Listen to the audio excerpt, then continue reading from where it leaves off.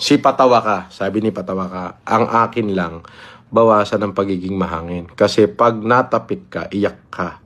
Alam mo ba na nagalit ako doon sa ginawa sa'yo? Pero kasi minsan, deserve mo din eh. Kaya paalala ko lang, be humble lagi. Anong kayabangan ng ginawa ko ngayon? Patawa ka. Sige, sabihin mo sa akin. At babaguhin natin. Meron ba akong kayabangang sinabi ngayon? May kahanginan ba? O, salamat at nakaramdam ka ng galit sa kanila, sa mga gumanon sa akin. Wala naman akong pinagyayabang.